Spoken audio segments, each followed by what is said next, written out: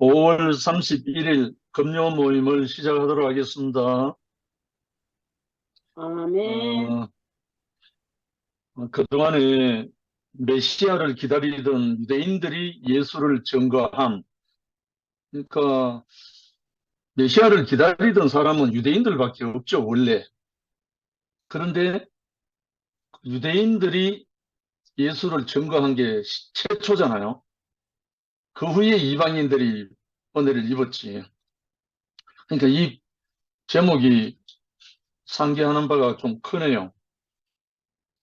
그래서 오늘은 메시아를 기다리던 유대인들이 예수를 증거함에 있어서 어, 나다나엘, 나다나엘의 증거 첫 번째, 이스라엘의 왕입니다. 이스라엘의 임금입니다.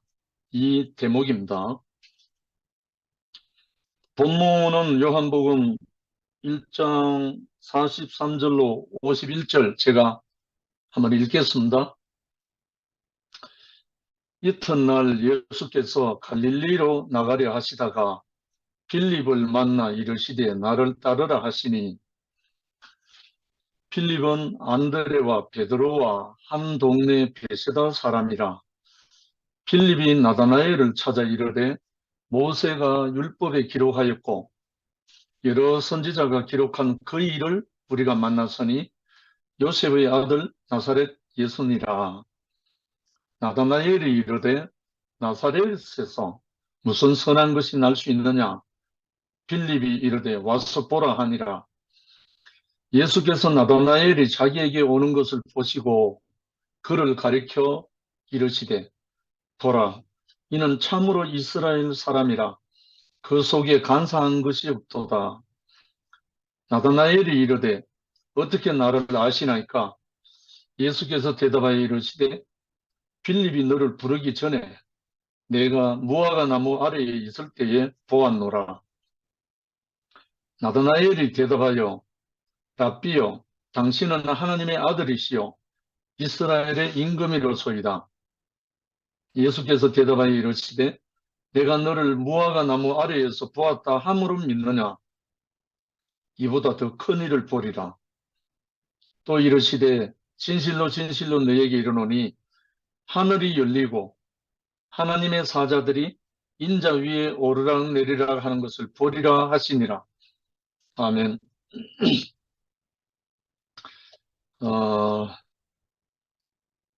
나다나엘은 예수를 만나서 랍비여, 당신은 하나님의 아들이시오. 당신은 이스라엘의 임금이로소이다. 이렇게 고백을 하였대요. 정말 이상하잖아요. 놀라운 말이기도 하지만 어떻게 예수가 회개하라 천국이 가까이 왔느니라 하고 복음을 전파할 그때 나이가 30살이에요. 30살 청년을 보고 어떻게 이런 말을, 이런 고백을 할 수 있느냐고요. 이 말은 우리에게도 적용되는 말이기 때문에 아주 깊이 묵상을 한번 해봐야 됩니다.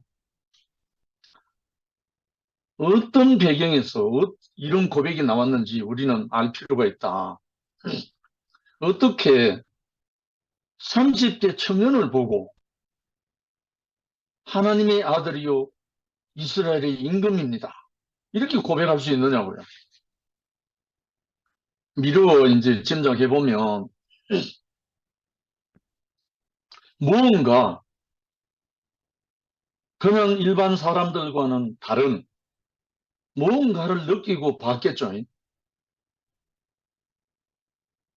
근데 사도 바울은 에베소 4장 13절에 우리가 다 하나님의 아들을 믿는 것과 아는 일에 하나가 되어 온전한 사람을 이루어 그리스도의 장성한 분량이 충만한 데까지 이르리라. 이렇게 증거하고 있거든요.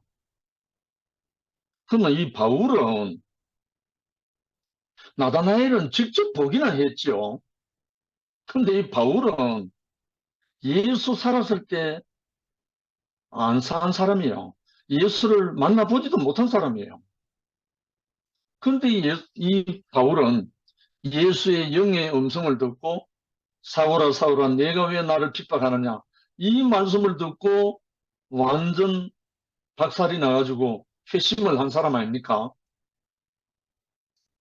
결국은 나다나엘이 청년 예수를 보고 당신은 하나님의 아들이요 이스라엘의 임금입니다 하고 고백하는 거나, 예수를 보지도 못하고 만나지도 못했던 영의 음성으로 들었던 사울이었던 그가 변하여 바울이 된 이 사람에게는 그 하나님의 아들, 그를 아는 것과 믿는 것이 하나가 되면 온전한 사람을 이루어서 이 그리스도 예수의 장성한 분량이 충만한다 이렇게 이룬대요. 이거 깊이 우리가 묵상할 필요가 있지 않습니까? 그럼 이 예수가 누구길래, 어떤 사람이길래 이 나다나엘이 이렇게 고백을 하느냐. 오늘날 우리에게도 마찬가지거든요. 네, 첫 번째, 메시아 예언의 기조를 이룬 하나님의 언약. 여기 기조라는 말은 주 흐름, 주된 흐름, 주된 방향 이런 뜻인데, 메시아 예언의 주된 흐름을 이룬 하나님의 언약 이런 뜻인데, 메시아에 대한 예언은 하나님의 약속에 의한 것이다. 그 예언의 주된 방향, 그 흐름을 이룬 것은 하나님의 언약에 있기 때문에 메시아 사상이 이스라엘 백성에게 일어났다는 거죠. 이스라엘 백성들이 저그들 마음대로 메시아 사상을 만든 게 아니고 하나님이 이스라엘 조상들에게 아브라함과 이삭과 야곱을 통해서 이 메시아에 대한 약속과 언약을 했다는 거예요. 그런데 이 언약을 다른 모든 백성들, 민족들과 하는 게 아니고 이스라엘 백성들이 했다는 거예요. 그래서 이 이스라엘 백성들은 특별하고 놀라운 은혜와 축복을 입었다는 거예요. 아무 백성하고 하나님이 이 메시아 언약을 한 게 아니고 가장 열악하고 가장 연약하고 하나님이 없으면 안 되는 최약소 민족, 가장 작은 나라, 하나님이 없으면 아무것도 아닌 나라, 이런 백성에게 약속을 했다는 거예요. 그런 의미에서 이 한반도, 대한민국, 조선 거의 비슷한 부분이 있습니다. 물론 세계 동서양을 막론하고 모든 예언자들이 마지막에 그 나라를 이루는 것은 동방의 한반도라고 예언을 다 하고 있어요. 지금도. 동서양 모든 예언자들 공이 그렇게 하고 있습니다. 근데 이스라엘 백성들이 이 특별하고 놀라운 그것은 이 약속을 가지고 있는 백성이라는 거예요. 약속을 가지고 있는 백성. 우리나라도 조선시대에 나온 남사구의 격암유록이나 정감록의 정도령이나 또, 그 어디죠? 개벽천지를 주장하는 그 몇 종파도 있죠. 그렇듯이 정말 태평성대를 이루고 나라가 강하고 부유하고 별 부족함이 없는 그런 백성들에게는 메시아 사상이 있을 리가 없는 거예요. 그냥 살면 되니까. 그런데 억압받고 핍박받고 어려움을 당한 사람일수록 어떤 것을 기다리는 마음이 너무 간절하잖아요. 우리나라가 임진왜란 때도 그랬고 일본 식민지 치하에 있을 때도 그랬고 대한 독립 만세에 부르짖는 그 갈망이 누구의 시를 인용하면 백가죽을 뭐 어떻게 해서 북을 만들어서 치겠다고 했잖아요. 그럼 결국은 어렵고 어려운 그 상황에 최악의 상황에서 이 메시아 사상이 이스라엘에게는 먹혔다는 거죠. 이스라엘이 그런 수많은 세월을 지내왔으니까. 물론 이스라엘이 약속 때문에 많은 문제가 생겼죠. 그리고 또 약속 때문에 애굽에서 430년 동안 노예 생활하다가 가나안으로 나왔죠. 또 약속 때문에 2000여 년 동안 자기 땅, 자기 나라를 잃고 온 세계를 방황하다가 1948년 또 독립했잖아요. 팔레스타인 땅에. 그러니까 세계 역사, 인류 역사 유래로 이런 나라가 없는 거죠. 뭐 때문에 이래 되는가? 메시아 사상 때문에 그런 거예요. 다윗에게 약속한, 다윗에게 약속한 그 홀이 영원할 것이라는 그 메시아 사상 때문에 이 나라는 그렇게 뭉칠 수가 있는 거예요. 또 지금도 하마스하고 완전히 지금 피비린 나는 폭격이 이어지고 있잖아요. 아마 이스라엘 백성들은 온 세계가 들고 반대를 해도 못 말릴 겁니다. 왜? 이 약속 때문에. 하나님과의 특별한 약속 때문에. 사무엘하 7장 12절 14절에 보면 여호와께서 다윗에게 내가 내 몸에서 날 자식을 내 뒤에 세워 그 나라를 경고케 하리라. 저는 내 이름을 위하여 집을 건축할 것이요 나는 그 나라를 위해 그 나라 위를 왕위를 영원히 경고케 하리라. 나는 그 아비가 되고 그는 내 아들이 되리니 하며 다윗에게 영원한 은총을 거두지 않을 것을 약속했다. 나다나엘의 고백이 바로 여기서 근거를 한다는 거예요. 사무엘을 통해서 다윗에게 약속하신 이 말씀에 근거해서 나다나엘이 예수를 봤을 때 그 말씀이 나다나엘에게 응했다는 거예요.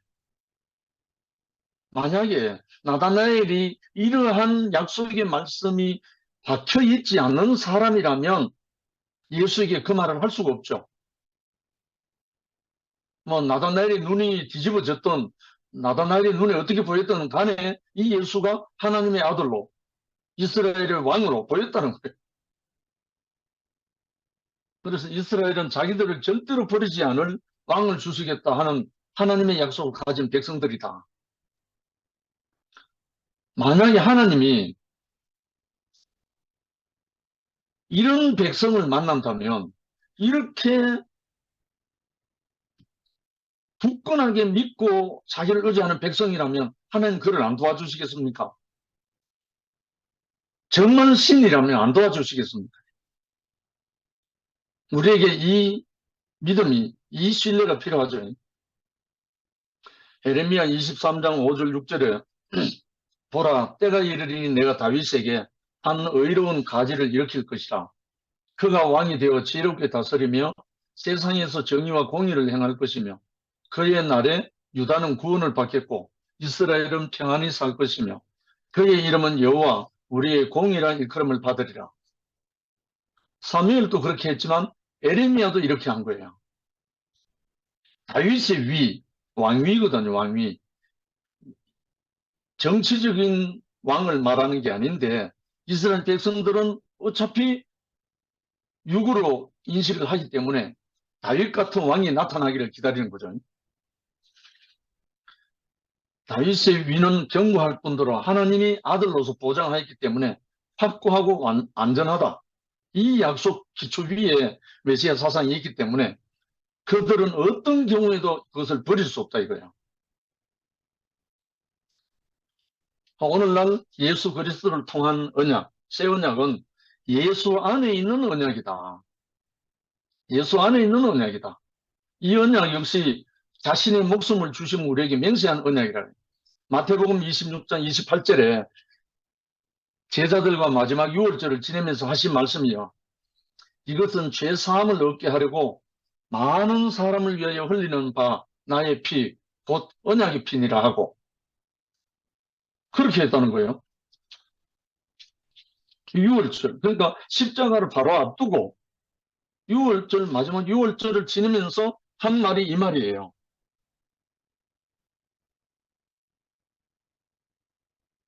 많은 사람을 위하여 흘리는 바 나의 피, 곧 언약의 피다. 이 말씀이 크리스찬, 쉽게 말해서 예수를 믿는 사람들에게 인침이 되면요, 예수의 어떠함으로 우리가 더듬혀져요. 뭐 기독교 찬송이 예수의 피밖에 없네 하는 노래 찬송가가 있는데 바로 여기서 나왔거든요. 그래서 이렇게 언약을 세웠었기 때문에 그 언약은 변할 수가 없다. 오늘 우리는 그런 변치 못할 언약 가운데 우리가 믿음 생활하고 있는 거죠. 두 번째, 이스라엘의 정정이 악화되는 중간기에 더욱 구체화됐다. 뭐가? 메시아 사상이. 이스라엘 정정, 나라의 정치의 그 정세가 악화되면 될수록 더욱 구체화된다 이거예요. 메시아 사상이. 그렇게 했잖아요. 우리 조선시대에 정감록, 정도령, 격암유록이 언제 나왔나 하면 가장 백성들이 도탄에 빠졌을 때, 가장 험악한 시절에 남사고를 통해서 예언이 나온 거예요. 그 예언 중에 이루어진 게 한 60% 더 이상 이루어졌대요. 안 이루어진 게 지금 남아있다 하고 한국에도. 그래서 메시아 언약에 대한 사상은 이스라엘의 정정이 악화되고 불안해진 중간기, 쉽게 말해서 유대 나라가 망하고 아직 이스라엘이 건국되지 않은 예수님 오시기 전 400여 년간에 더욱 구체화됐다. 400여 년 이때는 말라기 선지자 이후에 세례 요한까지가 400년이거든요. 암흑기, 캄캄한 어둠이죠. 캄캄한 어둠일 때 빛이 오는 거죠. 캄캄한 어둠이라 하니까 제 인생이 드러납니다. 제가 가장 캄캄할 때 제게 찾아온 한 사람을 통해서 내게 빛이 왔단 말입니다. 그러니까 인생이 캄캄하지 않은 사람은 메시아를 기다리지 않아요. 구원자를 기다릴 이유가 없죠. 우리 혜진이 누님도 정말 처절한 그리스도를 향한 간절한 그 갈망으로 지금 80여 년 살아오셨는데 정말 우리 인생에 어둡고 캄캄하고 어렵고 이런 세월이 없는 사람은 메시아가 필요 없죠. 다른 말 그리스도가 필요 없는 거죠. 그냥 자기 좋은 대로 살면 되니까.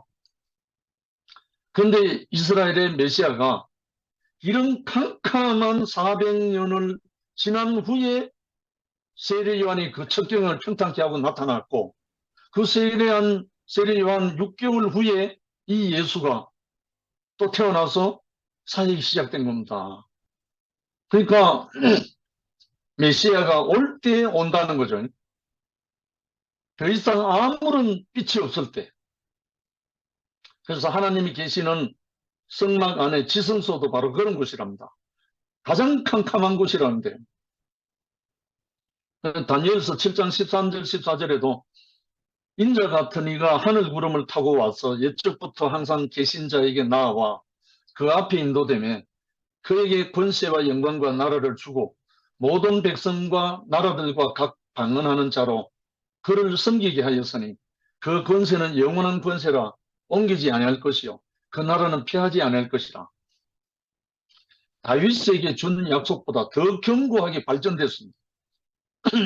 이 말씀은 인자 같은 이가 하늘 구름을 타고 와서 이거는 다윗의 왕위가 영원하다는 이 말보다 더 구체적으로죠.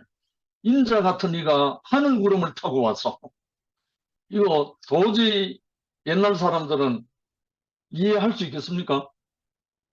하늘 구름이라고 하는데 하늘 구름이란 말은 성경에서 영광을 말하거든요. 세 번째, 왕권은 하나님 대리자의 위치였으나 신으로는 여기지 않는다. 이 말이 왜 나왔냐면 어, 이런 위기 상황, 캄캄한 위기 상황에서 이스라엘에게 왕권이 주어지게 되었다. 당시의 왕권은 절대 군주제로서 다른 나라와 마찬가지로 임금이 곧 법이요 절대 권력이었다. 이스라엘도 다른 나라들과 별 차이 없었지만 하나님의 대리자 위치에 있으므로 건동, 그러니까 서남아시아 정도 되죠. 나라들처럼 왕으로 신으로 여기지는 않는다. 근대 이전의 중동 지역에서 제왕은 스스로 신이었다. 고레스, 느부갓네살, 파라오 등은 신으로 추앙받았다. 물론 로마에서도 예외는 아니었다. 다만 이스라엘에서의 왕은 하나님의 대리자, 하나님의 종으로 생각했기 때문에 신으로 여길 수 없었다. 이 말씀을 하기 위한 겁니다. 일반 나라들의 왕은 말이고 법이요, 신이요, 절대 권력자였잖아요. 그런데 이스라엘 나라의 왕은 하나님의 대리자 종이었기 때문에 절대 권력이 아니에요. 절대 권력을 행하려던 사울은 멸망했잖아요. 그리고 다윗도 우리아의 아내를 범하고 끝까지 절대 권력을 행했더라면 그도 멸망했을 건데 하나님의 대리자와 하나님의 종이었기 때문에 나단 선지자 앞에 무릎을 꿇었다고요. 만약에 일반 나라들의 제왕들의 왕처럼 절대 권력자였다면 다윗이 나단 선지자를 죽여버리죠. 그런데 이스라엘 나라의 왕은 하나님의 대리자, 하나님의 종이라고 생각했기 때문에 그렇지는 않다는 거예요. 이게 하나님 나라의 왕의 차이라는 겁니다. 그래서 우리 지금도 마찬가지예요. 여기서 왕이라는 말은 어느 나라의 왕이든지 왕은 싸워서 이긴 자가 왕이 되거든요. 이긴 자가 왕이 됐어요. 다윗도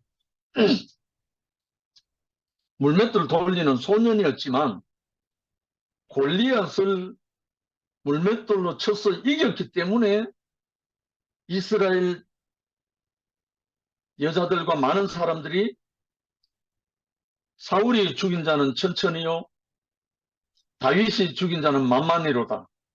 이렇게 하면서 점점 왕이 되는 그 과정을 밟았잖아요. 결국은 영이든 육이든 간에 왕이 되려면 승리자가 돼야 됩니다.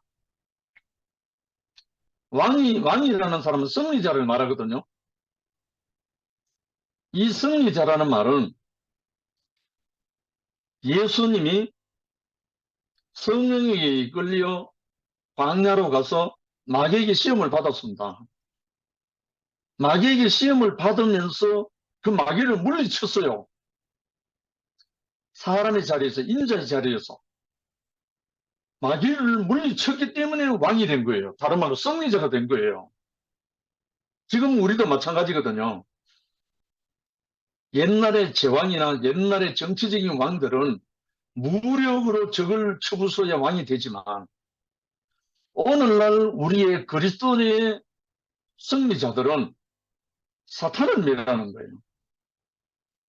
사탄과 마귀를 멸하는 그 인자의 권세가 왕이 되는 거예요. 쉽게 말하면. 그래서 왕이라는 것은 무조건 적을 이긴 자예요. 우리 사람에게 적은 사람이 아니잖아요. 사람에게 적은 속이는 자 사탄입니다. 이 사탄을 이기는 자가 승리자가 되고 제가 우리 찬송가 노래 중에 노래 203번을 그래서 너무 좋아합니다. 승리자. 네 번째, 다윗을 세우고 그 위를 영원히 경고케 하겠다 약속하신 이스라엘의 군주제는 신정, 사사시대, 불안하게 생각한 백성이 사무엘에게 요청해 시작되었으나 사울의 거역으로 후에 다시 다윗을 세우고 그 위를 영원히 경고케 하겠다 약속하셨다. 사무엘상 8장 20절에 우리도 열방과 같이 되어 우리 왕이 우리를 다스리며 우리 앞에 나가서 우리의 싸움을 싸워야 할 것이니다 하고 왕을 요청함으로 세워진 첫 번째 왕이 사울 왕이다. 그렇죠? 조금 전에 드린 말씀입니다. 사울이든 다윗이든 그때 당시에 적을 무찌르고 왕이 됐어요.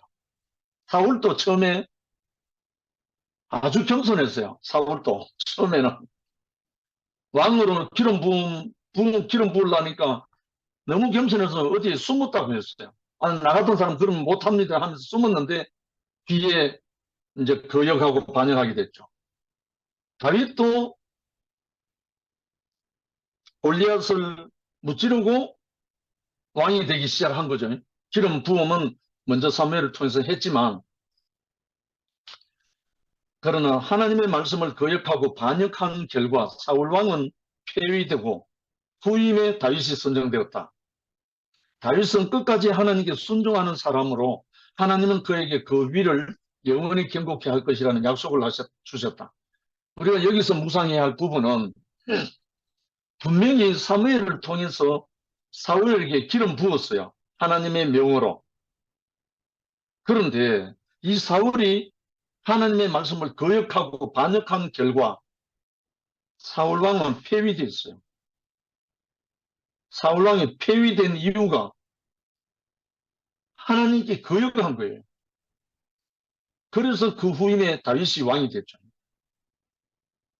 한 번은 하나님이 기름 부었다 해서 그의 어떠함하고 상관없이 계속 하나님을 쓰시는 게 아니고 왕으로서는 사울왕이 그 예표고 제사장으로서는 엘리 제사장이 그 예표입니다. 엘리 제사장도 처음에는 너무너무 잘했어요. 제사장 역할을. 근데 나이 많아서 자기 아들 관리 못하고 제대로 제사장 거치를 못했을 때 하나님께 버림받아서, 그러나 엘리 제사장을 통해서 그 밑에 자라던 아기 사무엘이 자라나서 제사장 위를 이어받았어요. 이것이 하나님이 사용하시는 부분입니다. 다섯 번째, 하나님 나라와 예수의 왕권, 다윗에게 약속한 왕권이죠. 다윗의 왕권은 하나님의 다윗에 약속한 왕권이다. 마찬가지로 예수의 왕권 또한 이미 다윗에게 약속한 것을 예수의 이르러 성취된 것이다.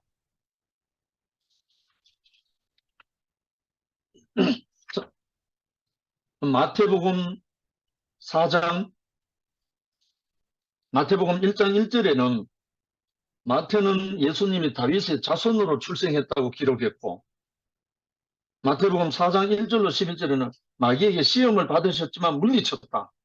왕, 승리자, 이렇게 기록했고, 마태복음 4장 17절에는 그런 후에 천국 복음을 전파했다. 결국은 승리자가 왕이 된다는 거예요. 승리자가 왕이 된다는 거예요. 다른 말로 승리자가 찬양한다는 거예요. 그리스도가 승리자죠. 그러니까 우리의 조상 아담과 하와는 패배자죠. 그래서 정령 죽으리라 했던 그 참 안타까운 그 아담의 모든 것이 이어졌죠. 근데 우리가 예수가 오신 목적이 마귀의 일은 멸하심이잖아요. 예수가 온 목적이 다른 거 아무것도 없고 마귀의 일을 멸하십니다. 인자가 온 것은 마귀의 일을 멸하십니다. 마귀의 일은 뭐죠? 사람의 위치에서 이탈케하는 것이 마귀의 일이잖아요. 선악과를 먹여가지고. 그러니까 이 선악과의 효력을 무효화시키는 거, 생명나무를 먹이는 거, 이게 예수가 오신 목적이니까 이 예수가 마태복음 28장 18절에 나와 있는 말씀이 바로 그 말씀입니다. 그러므로 하늘과 땅의 모든 권세를 내게 주셨으니, 이 말은 무슨 말입니까? 하늘과 땅의 모든 권세를 내게 주셨다. 위임 받았다는 거예요.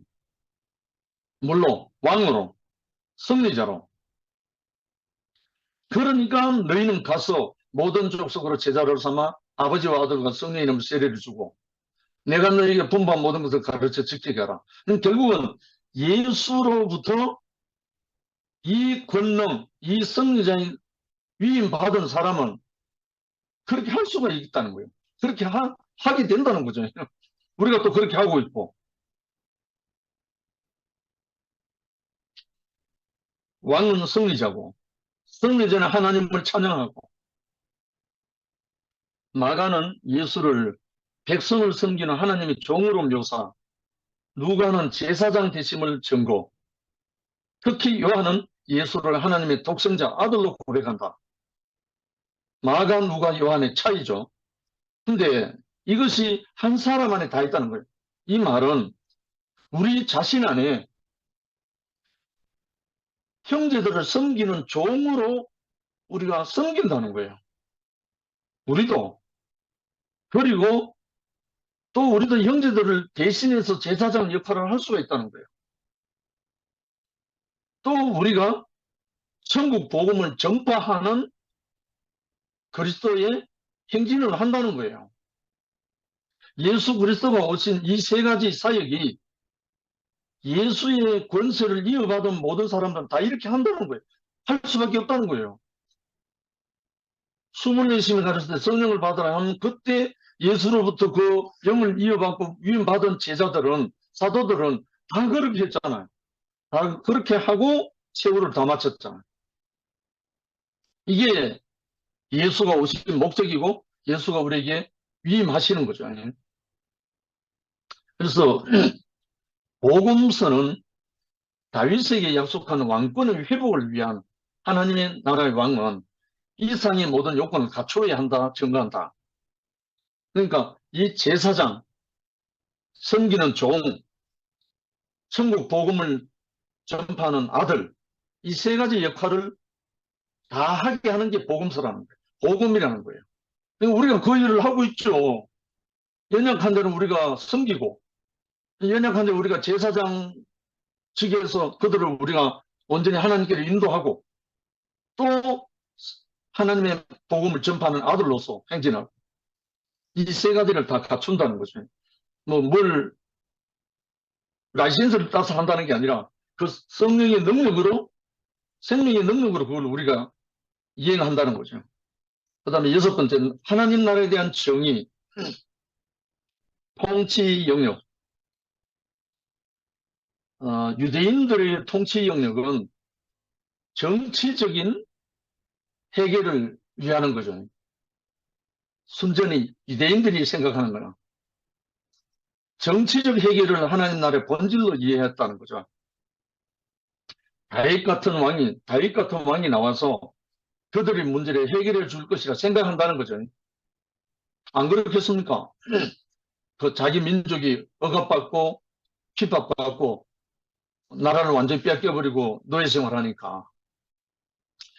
그런 갈망 속에서 예수께서 오셨지만 예수는 다윗과 같은 그런 왕이 아니라는 거예요. 그래서 그들은 합당히 생각지 않았기 때문에 십자가에 못 박은 거죠. 네가 그리스도라고?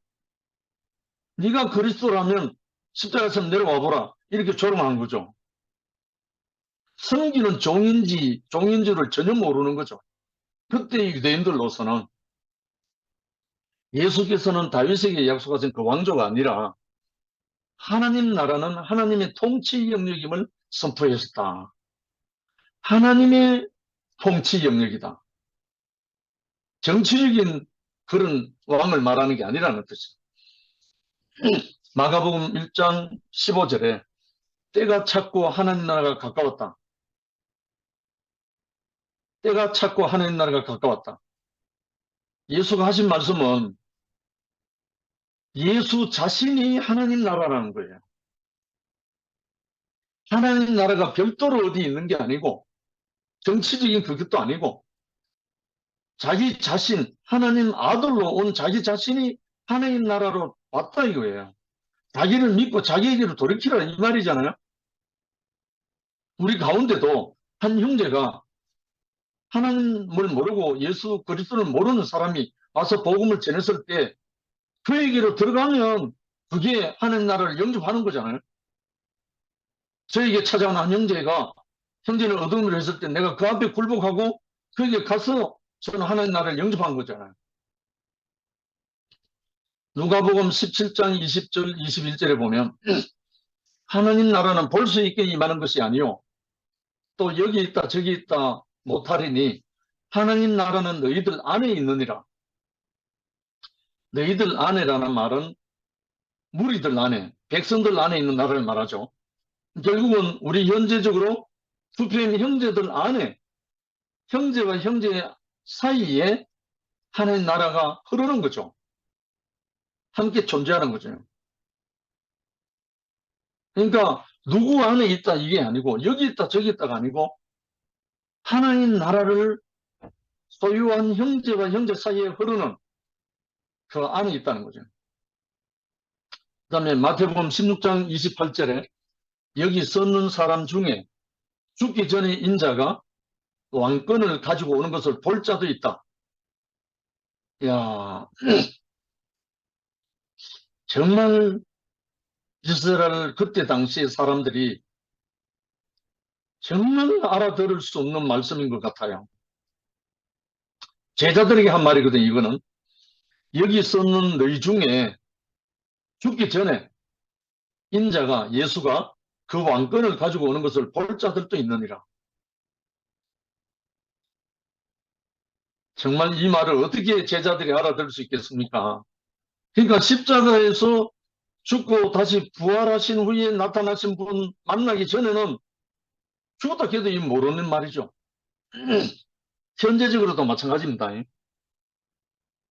현재적으로도 이 말씀이 이해가 안 되는 사람은 죽음을 통과하지 않은 사람은 이 말씀 못 알아들어요.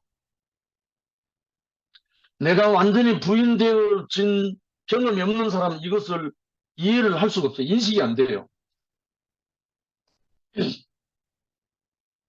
하나님 나라는 선악과의 통치가 끝나는 사람에게 이것이 오거든요. 쉽게 말하면 선악 안에서 내가 완전히 부인된 후에 임하는 나라란 말입니다. 생명의 나라가. 그래서 생명의 성령이 죄와 사망에서 너를 해방했다. 해방했다는 말 하나님 나라로 들어왔다는 말입니다. 결론적으로 하나님의 통치 영역은 시간과 공간을 배제한 초월적인 것이라기보다 시간과 공간을 포함한다는 거죠. 그러므로 이 나라는 인격적인 순종과 복종 안에 이루어진 나라다. 실제적으로 우리의 삶 안에 흐르는 나라란 말이죠. 나 하나님의 통치와 지배권 창세기 1장 26절로 27절에 사람을 지으신 것은 하나님을 대신해서 피조물을 다스리기 위해 사람을 창조했다. 2장 17절에 지으신 사람을 동산에 두신 것은 하나님 생명을 공급하기 위해 두셨다. 에덴 동산은 창조자의 주권적 의지에 종속하기 위해 제한을 둔 장소다. 그렇죠? 하나님의 그 주권 아래에서 하나님의 위임을 받아서 동산을 다스리게 하려고 하나님의 주권을 위임받게 하려고 쉽게 말하면 이 말을 다른 말로 하면 하나님의 주권에 종속되게 하려고 제한 다른 말 하나님의 주권에 제한받을 때 하나님의 주권을 위임받는다는 거예요. 이해되죠? 쉽게 말해서 만약에 한국의 대사가 대통령의 위임을 받아서 어디 가서 위임장을 내잖아요. 그 대통령의 위임장이 없으면 그 사람은 아무런 권한이 없는 거예요. 신임이 안 되는 거예요. 그렇듯이 우리도 하나님의 통치권을 주권을 우리가 위임받았을 때 다른 말로 그 안에 완전 종속되어서 제한받았을 때 우리에게 하나님의 그 주권이 우리에게 위임된다고요. 이건 순전히 저의 개인적인 경험인데요. 제가 이 세계에 오고 나서 내가 부인되고 난 다음부터 끊임없이 저는 들려오는 영의 말씀이 이는 내 사랑하는 아들 내 기뻐하는 자다. 이 말씀이 끊임없이 들려왔어요. 그래서 저는 견딜 수가 없어서 복음을 전하러 갔다고요. 전국 반방곳곳으로. 제가 아무 급 없이 간 게 아니고 끊임없이 들려온 말씀이 이는 내 사랑하는 아들 내 기뻐하는 자다 하면서 저게 끊임없이 들려왔기 때문에 제가 그 권세를 입어서 그 주권 하에서 제가 전국 복음을 전파하러 갔다니까요. 그런데요, 신기하게 전하고는 아무 상관없이 정말 그때 당시에 순복음교회, 지방교회, 구원파교회 대부분 그런 데서 저를 따라온 분들이 우리 교회에 지금 다 종교인 출신 지금 다 있잖아요. 그때 제가 그런 주권을 가지고 나갔단 말입니다. 너무 이상하잖아요. 제가 한 게 아니죠. 저는 그 주권에 종속된 것뿐이죠. 거기에 제한받은 것뿐이잖아요. 내가 나를 부인하고 나니까. 그러니까 하나님의 통치권은 영원한 원령이라는 거죠.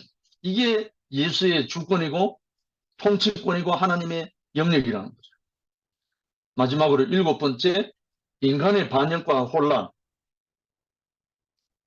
그러나 아담은 선악과를 먹고 절대 주권으로부터 독립함으로 반역자가 되어 그 주권을 상실하게 되었다.